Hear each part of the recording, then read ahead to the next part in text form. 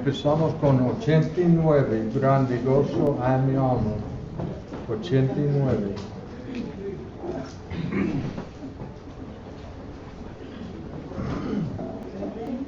Grande gozo a mi alma hoy, pues Jesús conmigo está, y su paz que ya gozando estoy, por siempre durará. Grande gozo, cuán hermoso, paso todo el tiempo bien feliz, porque veo de Cristo la sonriente faz. Grande gozo siento en mí. Hay un canto en mi alma hoy, melodías a mi Rey. En su amor feliz y libre soy, y salvo por la fe. Grande gozo, cuán hermoso, paso todo el tiempo bien feliz, porque veo de Cristo la sonriente faz. Grande gozo siento en mí, paz divina en mi alma hoy, porque Cristo me salvó. Las cadenas rotas ya están, Jesús me libertó. Grande gozo, cuán hermoso, paso todo el tiempo bien feliz, porque veo de Cristo la sonriente faz. Grande gozo siento en mí, gratitud hay en mi alma hoy, y alabanzas a Jesús. Por su gracia a la gloria voy, gozando de la luz. Grande gozo, cuán hermoso, paso todo el tiempo bien feliz, porque veo de Cristo la sonriente faz. Grande gozo siento en mí. 97, las pasadas del Maestro. Quiero seguir las pisadas del Maestro, quiero ir en pos de mi Rey y Señor, y moldeando por él mi carácter, canto con gozo a mi Redentor. Qué hermoso es seguir las pisadas del Maestro, siempre en la luz, cerca de Jesús. Qué hermoso es seguir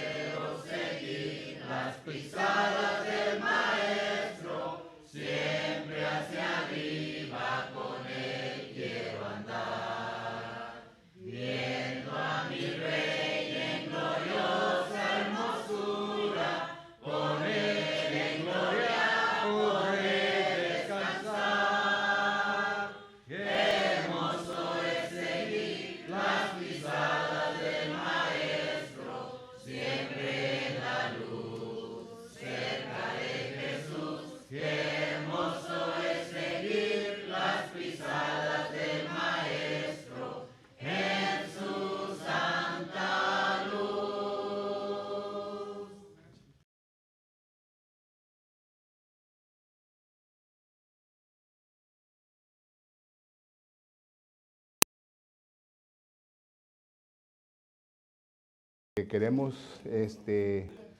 cuando alguien le pregunte el capítulo 4, algunas preguntas, ¿verdad? Noten en dónde va a estar. Es el propósito de memorizar, ¿verdad? ¿Dónde ocurre todo esto? Es algo celestial. Recuerde que la tesis central del libro de Apocalipsis se encuentra en Apocalipsis capítulo 1 y versículo, que es 19. Dice, escribe las cosas que han sucedido, y luego dice, y las que han de ser después de estas. Ahí da el bosquejo al libro de Apocalipsis. Las cosas que han, dice aquí primero, las cosas que han visto. Y esos versículos que 1. Y luego las cosas, dice aquí la segunda punta, las cosas que son, esas son las iglesias en la condición en la cual estaban las congregaciones en aquel entonces. Y estamos tratando de recoger ejemplos de estas congregaciones, tratar de vernos nosotros como congregación aquí en Edinburgh y a ver en cómo podemos mejorar, que no caigamos en los mismos valles, problemas que estas congregaciones cayeron. Y luego ya el capítulo 4 hasta el 22, las cosas que habrán de suceder. Ya es algo futuro, ¿verdad? Por eso que al principio cuando miramos todas las interpretaciones del libro de Apocalipsis, llegamos a la conclusión que el libro de Apocalipsis se debe de introducir como un libro histórico y futurístico. Histórico y futurístico. Porque hay cosas que ya pasaron, son los pasados de historia, y cosas que habrán de ocurrir. Y estas son las que vamos a ver del capítulo 4 en adelante. Pero mientras, vamos a ver si acaso podemos terminar con las iglesias. Estamos en la iglesia de Filadelfia, Apocalipsis capítulo 3, y nos quedamos en el versículo 9. Parece que habíamos acabado el versículo 9. Y noten que Jesucristo se viene a identificar, versículo 7, diferente como las demás iglesias, y luego les viene a pronunciar el estado en el cual ellos se encontraban, es decir, la congregación, ¿ok? Y la manera en cómo Jesucristo les estaba ayudando. Recuerden que las cosas que suceden a la congregación, ya no tanto de Filadelfia, sino que de Edinburgh, hermanos, son puertas que el Señor abre. Recuerde que la iglesia le pertenece ¿a quién? A Dios. Cristo es la cabeza, Efesios capítulo 1, versículo 22 en adelante.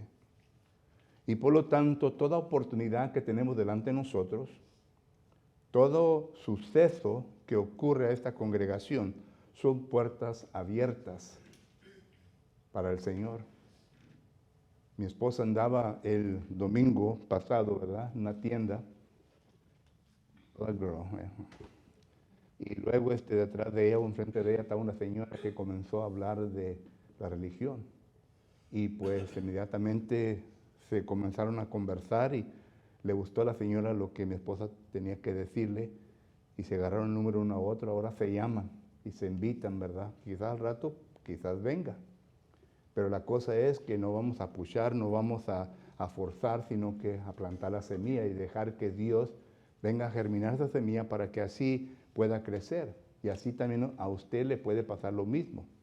Yo solamente uso el ejemplo de mi esposa porque es el que conozco. Pero las oportunidades que se presentan cada día a nosotros son de parte de Dios. Y debemos de aprovecharlas de la mejor manera posible. Y recuerde, Dios jamás le habrá de presentarle una oportunidad que usted no pueda con ella. Dios no le va a presentar una oportunidad que usted no pueda con ella. Dios le presentará con aquello lo cual usted puede tratar. Y es por esto que uno, ¿verdad?, tiene que constantemente estar listo con la palabra de Dios. Y es lo que entramos aquí en el versículo, la última parte del versículo 8, dice, has guardado mi palabra y no has negado mi nombre. Esto es lo importante. que constantemente debemos nosotros tener la palabra de Dios en nuestra mente. Y claro, ¿verdad? Que el apóstol Pablo ya lo dijo mejor en Colosenses 3:16, que la palabra del Señor abunde en abundancia, ¿verdad? En nosotros. Y esto es lo que tenemos que tener en mente. Porque recuerde que toda persona que nos presenta delante de nosotros y que tenga preguntas religiosas, pues uno tiene que estar listo. Versículo que el hermano Víctor cita, ¿verdad? Primera de Pedro, capítulo 3, versículo 15. Debemos de estar siempre listos para dar respuesta de lo que nosotros creemos y lo que nosotros somos, cristianos, ¿verdad? No, en ese momento no le vamos a llamar al predicador, al anciano, sino que uno tiene que dar respuesta. Y recuerde que la persona con quien usted está hablando está mirando la confianza en usted.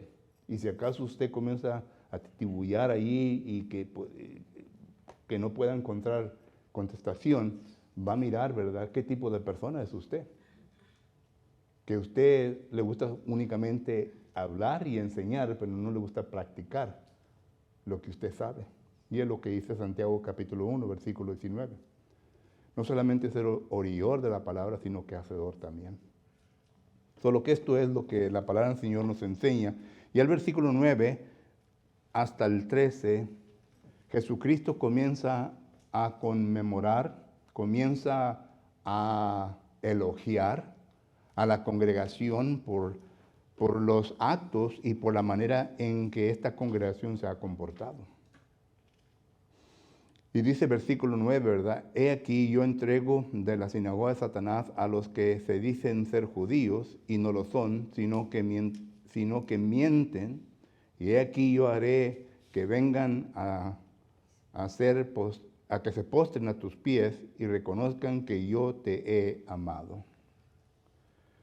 Hermanos, nosotros como cristianos, y cuando nos comportamos y hacemos todo lo que tenemos que hacer, nadie va a poder en contra de nosotros. Y no lo digo orgullosamente. Porque 2 de Corintios capítulo 13, versículo 8 dice que nadie puede ¿contra qué?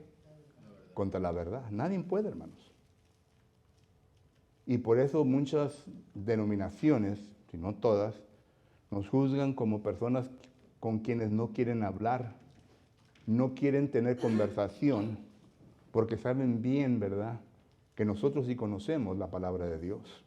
Bueno, hablo de aquellos que están adiestrados a la palabra, porque no todos miembros del cuerpo de Cristo Jesús conocen la palabra.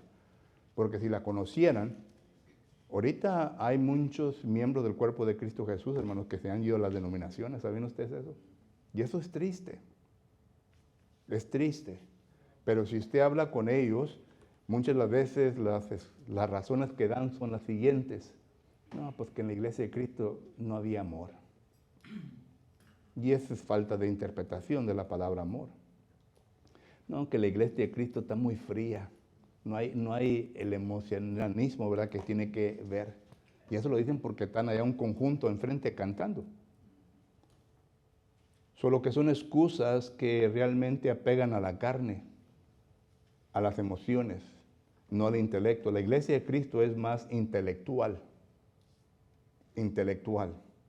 Dice Jesucristo, conoceréis la verdad y la verdad os hará libre. No dice siéntela para que hable de nuestras emociones, sino conoce la verdad. Y esto es el propósito nuestro.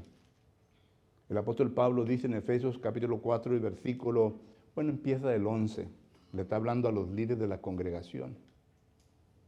Y dice que algunos, y ahí menciona a los apóstoles, a los profetas, los cuales se refiere a la Biblia, pero luego dice a los pastores, son los ancianos, los evangelistas y maestros.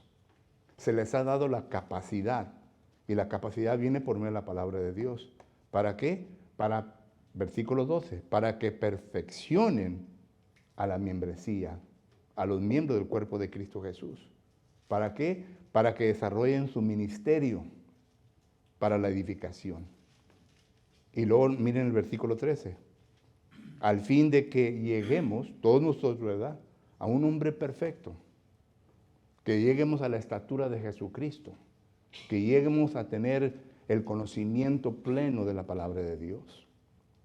Solo que ese es el enfoque, ese es el propósito de nosotros. Y por lo tanto miramos nosotros, ¿verdad?, que esto es lo que dice el versículo 9. Cuando uno llega a ese punto, hermanos, las demás personas que se dicen ser religiosos van a ser aquellos que vengan a postrarse ante nosotros. Y no que nosotros seamos dioses, pero nosotros conocemos y manejamos bien la palabra del Señor, que ellos van a mirar eso. Ellos van a mirar eso. Y porque van a ver eso, entonces ellos se vienen a postrar. Ese es sentido figurativo, ¿verdad? Ellos vienen a uno. Quizás usted se ha demostrado en su trabajo o en donde usted se asocia, ¿verdad?, con los trabajadores, como una persona que conoce la Biblia, y muchas veces cuando entran en problemas, ¿verdad?, quizás vayan con usted y le pregunten, porque saben bien de que usted es un hombre honrado, una persona honrada, una persona que conoce la palabra del Señor, y van a pedirle consejos bíblicos. Esto es lo que este texto está hablando. Está demostrando esto, ¿verdad? Y esto es lo que la iglesia en Filadelfia se vino a presentar. Versículo 10 dice, por cuanto has guardado la palabra de mi paciencia, otra vez la vuelve a recalcar, porque has llegado al pleno conocimiento de la palabra de Dios, yo también te guardaré de la hora de la prueba que ha venido sobre el mundo entero para probar a los que moran sobre la tierra. Eso es interesante. Al leer este versículo yo me puse a pensar, ¿quién de nosotros puede decir que la pandemia no fue algo que Dios permitió para ver la fidelidad de sus hijos?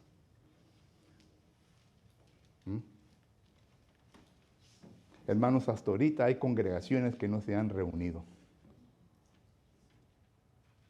Y no porque los líderes no quieran, porque los miembros o la membresía no quiere venir a reunirse. La congregación de allá de Fremont, donde predica mi hijo, Joshua, era una congregación que tenía bastante membresía. Y en estos momentos nomás 3 o 4 se están reuniendo por los domingos por la mañana. No tienen servicios en el domingo en la tarde porque nadie viene.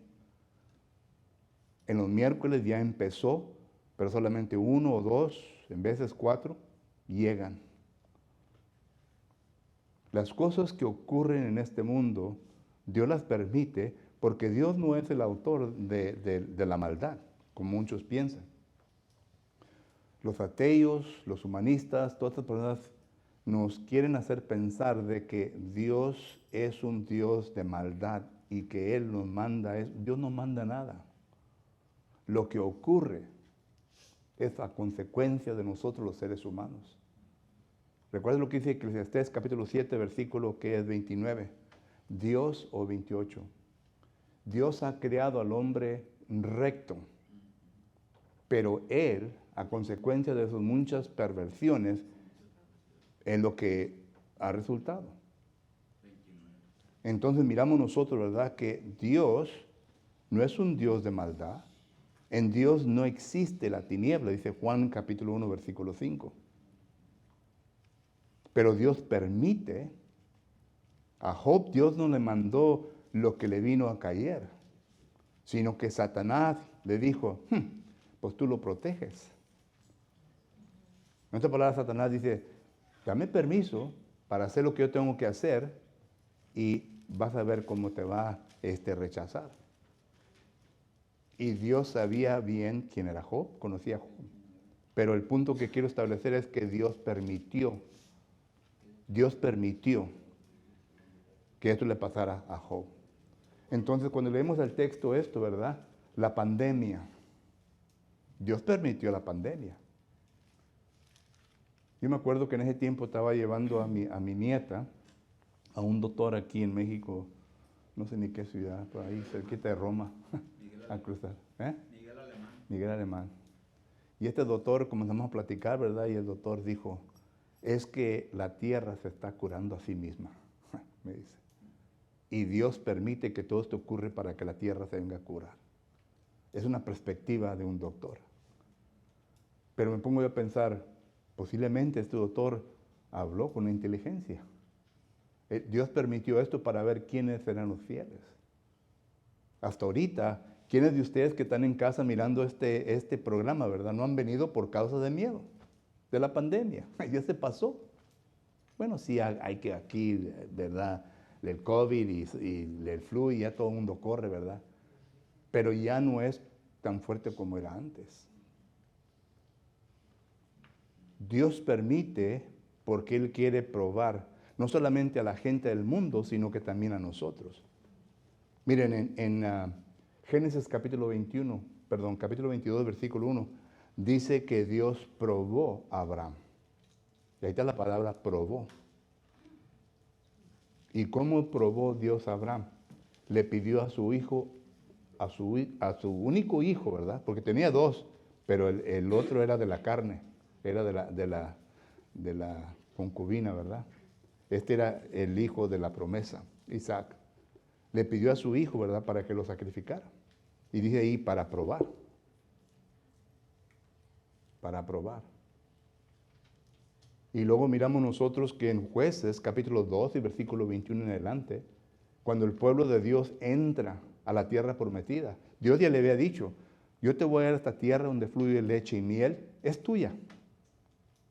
Yo voy a pelear por ti. Aunque ahí existan 7 naciones poderosas, Deuteronomios capítulo 7, versículo 1 en adelante habla de estas 7 naciones, yo voy a pelear por ti, yo la voy a conquistar, yo la voy a destruir. Esta es la promesa de Dios al pueblo.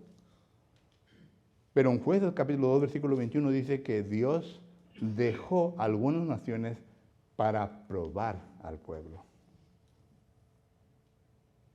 Y esto nos trae a la pregunta, bueno, ¿por qué existe mucho mal en el mundo? Para probarlo, hermano, para probarme.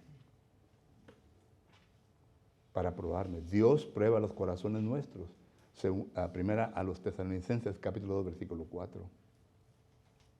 Para probarnos. No que Dios haya traído el mal, el hombre es el que ha causado todo esto, pero lo permite para ver nuestra fidelidad. Y muchos hermanos, hermanas, cuando se llegó la pandemia, no demostraron esa fidelidad al Señor. Y aún hasta ahorita no la han demostrado. Pero pueden andar en el H-E-B, pueden andar en el Walmart, pueden andar donde todo el mundo, ¿verdad? Pero menos a la iglesia, a la congregación. Solo que entonces miramos nosotros que el versículo 10, esta congregación enseñó su fidelidad, enseñó que guardó su palabra al pie de la letra, y a consecuencia de eso, miramos nosotros, ¿verdad? Versículo 11, he aquí yo vengo pronto, retén lo que tienes para que ninguno tome tu corona. Al que venciere yo le haré columna en el templo de mi Dios. Noten ahora lo que habla. Habla primeramente, está hablando de las promesas que Dios le va a dar a esta congregación. Número 1, nadie te va a hacer frente a ti, porque tú has retenido la palabra. Nadie te va a hacer frente. Tú puedes contrarrestar cualquier situación que venga a presentarte. Número 2, dice, yo te voy a cuidar. Yo te voy a cuidar. Y otra vez regresamos a los textos, ¿verdad? Si Dios con nosotros, ¿quién contra nosotros? Romanos capítulo 8, versículo 31. Mayor es el que está en nosotros que el que está aquí en el mundo. Primera de Juan capítulo 4, versículo 4. Es lo mismo que le prometió Dios al pueblo de Israel. Éxodo capítulo 14, versículo que es 41 o 14. Yo pelearé por ti.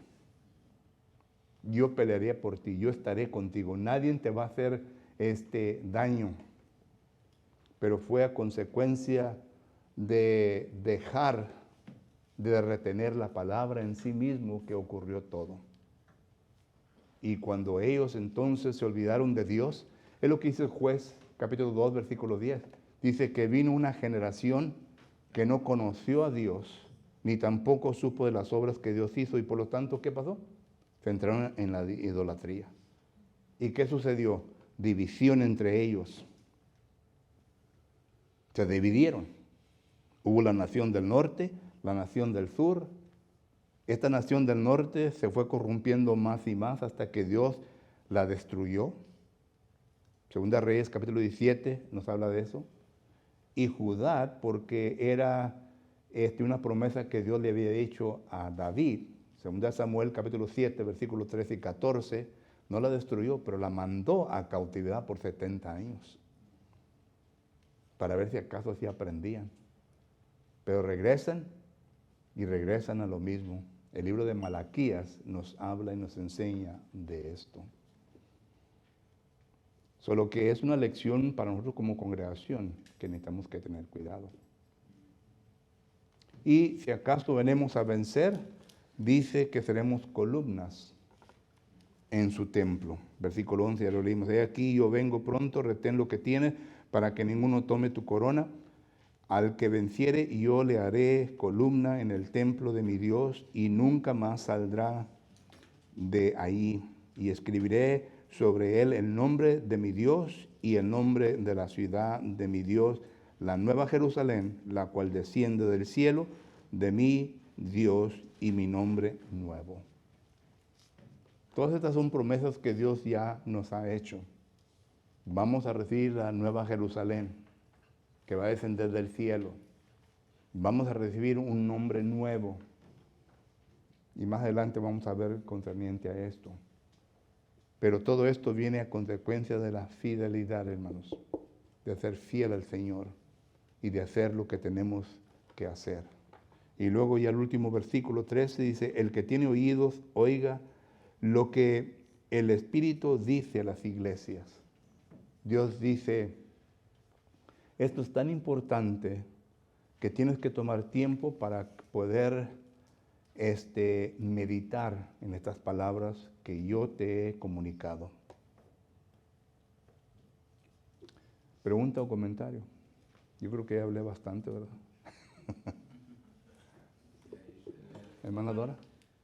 Acerca de, vamos a recibir la Nueva Jerusalén, ¿cómo sería? Porque los evangelios nos habla de que va a ser el arrebatamiento cuando... Bueno, concerniente, esto aquí tiene doble significado. Número uno, cuando los judíos vinieron a tomar parte, ¿verdad? Y venir a decir que ellos eran los escogidos de Dios, vino la destrucción de Jerusalén, el año 70. Y de ahí en adelante, figurativamente, la nueva Jerusalén fue que la iglesia, ¿me entiende? Solo que eso, pues entonces, dice, viene a ser parte de esta nueva Jerusalén, de la iglesia. También tiene la enseñanza de que cuando Jesucristo venga por segunda vez, entonces va a descender del cielo. Jesucristo no va a tocar tierra, sino que va a venir del cielo. Y en el cielo, Apocalipsis 20, 11, vamos a ser todos juzgados. Y 1 Corintios capítulo 15 dice que cuando Jesucristo venga, va a recoger los suyos, que es la iglesia, y se los va a llevar con él eternamente para entregárselos al Padre. Y entonces ya cuando haga eso, Jesucristo y el Padre se convertirán en uno. Son en uno, ¿verdad? Pero ahorita tienen diferentes funciones. El Padre, ¿verdad? El Padre. El Hijo es el que está intercediendo en el trono por nosotros. 1 Juan capítulo 2, versículo 1 dice, hijitos míos, no pequéis, pero si pequéis, tenéis abogados para con el Padre. Solo que todo eso se va a acabar. Solo que esa enseñanza se puede acomodar muy bien aquí en estos versículos y no estaremos violando las escrituras porque bíblicamente todo corresponde con eso. Solo que para contestarle su pregunta, la Nueva Jerusalén es la iglesia, pero también es cuando ya recibamos la ciudad en el cielo. Ya estaremos con el Señor. Hermano Noto. Apocalipsis 21, 2 dice, ¿verdad? Yo Juan vi la nueva Jerusalén figurativamente, ¿verdad? Que él vio todo descender del cielo de Dios, ¿verdad? Así es. Que está en el tercer cielo. Así es. Recuerde que Mateo capítulo 25, donde habla de las vírgenes, recuerden que el novio ahí está representando a Jesucristo. Y la novia está representando a la iglesia. Y viene el novio, ¿verdad?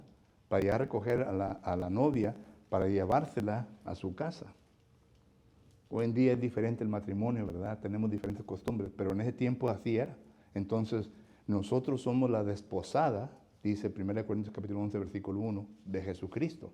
Es decir, le pertenecemos a Cristo, pero nuestro marido, Cristo, va a venir por nosotros ya cuando venga por segunda vez. Ya estaremos para siempre con Él. Si no estamos listos, no nos va a llevar. Sí, sí. Y los que no están listos, las que no tenían el aceite, ¿verdad? Que vienen y le, denme un aceite, dijo, no, ya se va a cerrar la puerta. Solo que eso es lo que significa la parábola esa y también lo que dice Apocalipsis de la Nueva Jerusalén. Y ahí al final menciona, ¿verdad? Dice dispuesta como una esposa ataviada para su marido, ahí Jesucristo, ¿verdad? Y recuerde que el capítulo 19 de Apocalipsis ya es Jesucristo siendo triunfante. Ya viene como el jinete triunfante, ¿verdad?, sobre Satanás. Ya viene por su esposa, por aquellos quienes han sido fieles. Y es lo que está diciendo estos versículos. Pero está curioso porque Jerusalén, ¿verdad? Existe ahorita y la nueva Jerusalén va a existir en la casa de Dios, ¿verdad? Que es la celestial, ¿verdad? No Sí. sabemos cómo es, cristales, menciona que el mar de cristal, todo eso, ¿verdad? Pero hay una nueva Jerusalén. Y, Después de la muerte. y Pablo lo explica eso en Gálatas capítulo 4, donde habla sobre la descendencia de Ismael, el hijo de Agar, y la descendencia de Isaac, el hijo de Sarí. Ahí habla de estas dos, la Jerusalén, ¿verdad?, terrenal, que es la iglesia, y la nueva que habrá de venir, pero ya el mundo, descendencia de Ismael. ¿Aurora se dice algo? Nueva en el sentido que nuestros cuerpos van a ser transformados. Sí. Y en el versículo 13 donde dijiste, por eso dice el 13, el que tenga oído, oiga lo que el Espíritu dice a las iglesias. En otras palabras, estamos entendiendo la gran responsabilidad que tenemos de que si somos fieles hasta la muerte y cumplimos con la voluntad de Dios, estamos entendiendo porque lo estamos viviendo Así es. y un día lo vamos a recibir. Y es interesante que aquí Jesucristo está diciendo, escuchen lo que dice la palabra. No dice, escuche lo que dice Juan. Escuche lo que dice la palabra. El Espíritu, ¿verdad?, es el intérprete, es el que inspira la palabra de Dios. Solo que escuchen lo que la palabra del Señor nos está enseñando. ¿Alguien más? Por eso dice que el que venciere será vestido de vestiduras blancas, y no borraré su nombre y libro de la vida. Ujú. Y le confesaré delante de mi Padre y de su sangre. Así es.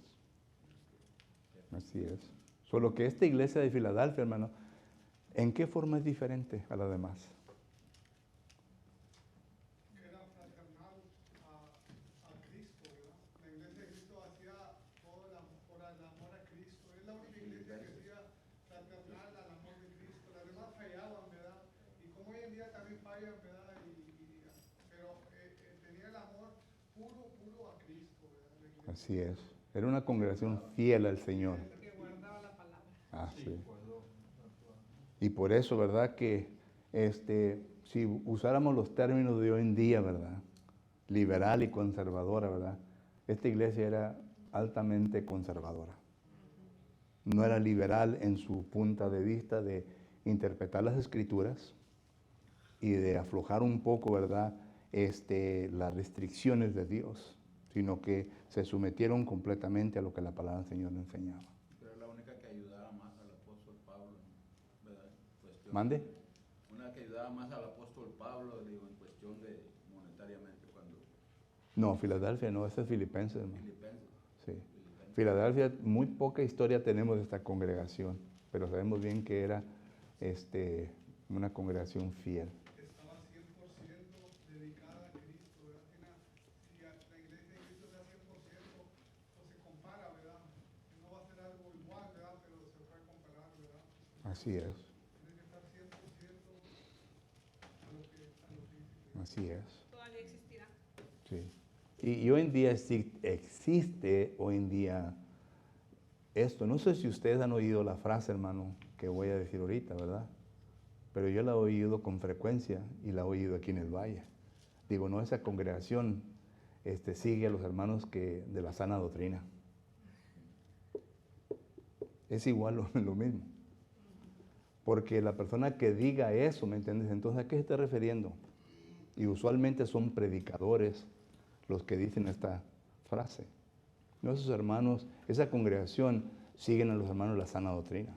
Bueno, si está refiriéndose a eso, ¿a qué se está refiriendo? ¿A que estamos apegados a lo que la palabra del Señor enseña? Entonces, para mí eso es un orgullo. Porque está notando, ¿verdad?, que es una persona fiel a la palabra. Pero cuando voltea la moneda, está diciendo de que ellos no son personas que siguen la palabra de Dios, sino que tienen una interpretación un poco floja, como en inglés, a loose interpretation de la palabra del Señor, y por lo tanto Satanás se aprovecha de eso. Recuerden que no hay que olvidar las maquinaciones, dice el apóstol Pablo, de Satanás. 2 Corintios 2:11. Satanás es muy astuto y por lo tanto, ¿verdad? Cuando uno baja su guardia, entonces está poco triste. Está poco triste. Porque ya en congregaciones, ¿verdad? Uno va a congregaciones domingo en la mañana y yo he mirado hasta predicadores, hermano, entrando en shorts. Predicando el púlpito en shorts, con guaraches. Oye, para mí eso es falta de respeto. No solamente a lo que este púlpito representa, sino lo que está enseñando, ¿me entiendes? Y es solamente un ejemplo, pues falta de respeto. Solo que cuando se dice esa frase para hacer lo que ellos quieren, ¿me entiendes? Está mal. Está mal. Bueno, yo creo que ya dije bastante. ¿Alguien más? Juan 14, ¿verdad? Si me amáis, Juan 14. Igual a mis palabras. Sí, si me amáis, ¿verdad? Guardáis mis mandamientos. Más mandamientos. Más para adelante dice que me ama, ¿verdad? Será. Así es. Pues terminamos con la congregación de Filadelfia. Ahora vamos a la última, a la congregación de la Odisea, pero ya se nos acabó el tiempo y lo vamos a dejar para el próximo domingo. Recuerden, versículo de memoria, Apocalipsis capítulo 4, versículo 1 y 2. Si acaso los pueden memorizar los dos, está bien. Si uno, está bien. Que el Señor nos bendiga y nos guarde, hermano, y vamos a tomar un pequeño receso.